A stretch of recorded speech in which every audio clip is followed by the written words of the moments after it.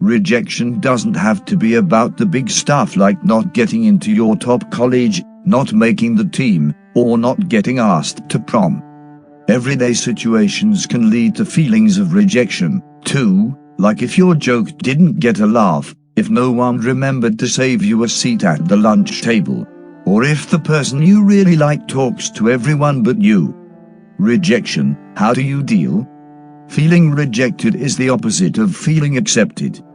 But being rejected doesn't mean someone isn't liked, valued, or important. It just means that one time, in one situation, with one person, things didn't work out. Rejection hurts. But it's impossible to avoid it altogether.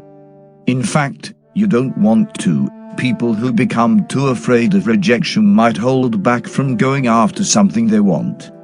Sure, they avoid rejection, but they're also 100% guaranteed to miss out on what they want but won't try for. How to cope? The better we get at dealing with rejection, the less it affects us. So how can you build that ability to cope? Here are some ideas. Be honest. Coping well with rejection involves working with two things: how you feel and what you think. Let's start with feelings. If you get rejected, acknowledge it to yourself. Don't try to brush off the hurt or pretend it's not painful. Instead of thinking I shouldn't feel this way, think about how normal it is to feel like you do, given your situation. Notice how intense your feelings are. Did this rejection upset you a lot? Or just a little? Cry if you want to, it's a natural way to release emotion. Now, move on to name what you're feeling. For example, I feel really disappointed that I didn't get chosen for the school play. I wanted it so badly, and I tried so hard. I feel left out because my friends made it and I didn't. If you want, tell someone else what happened and how you feel about it. Pick someone who will listen and be supportive. Telling someone else can help for two reasons. It can be reassuring to know that someone understands what you're going through and how it feels. It forces you to put your feelings into words. Whether you decide to share your feelings with someone else or simply think about them yourself, acknowledging feelings can help you move beyond painful emotions. Be positive. When you're dealing with a painful emotion like rejection, it's easy to get caught up in the bad feeling. But dwelling on the negative stuff can feel like living the experience over and over again.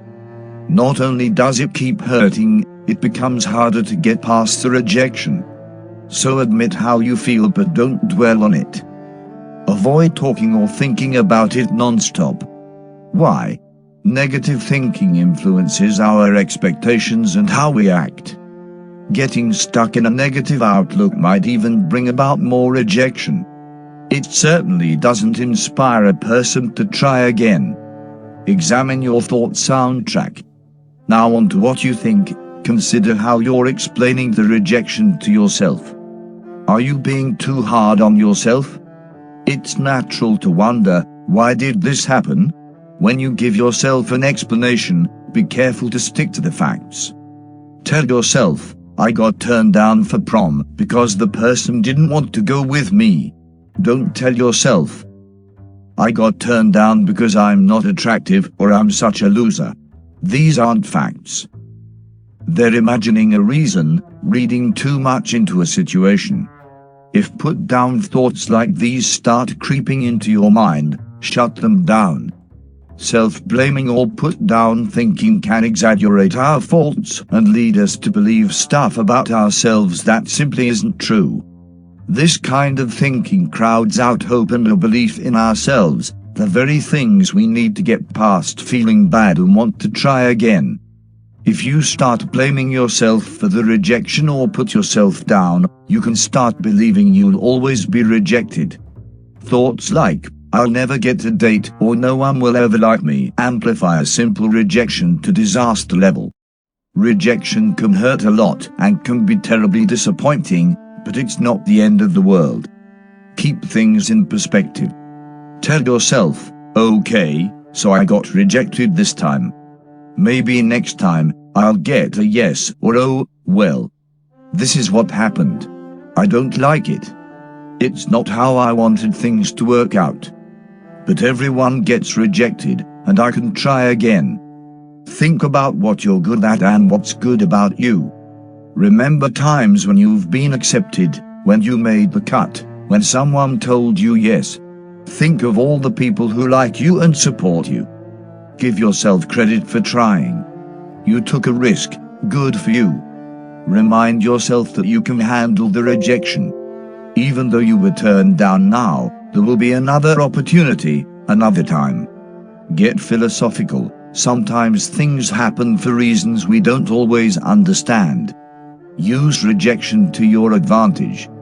A rejection is a chance to consider if there are things we can work on. It's okay to think about whether there's room for improvement or if your goals were higher than your skills.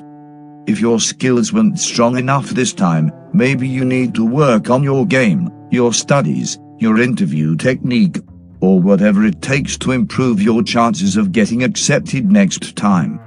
Use the rejection as an opportunity for self-improvement. Sometimes the rejection is a harsh reality check.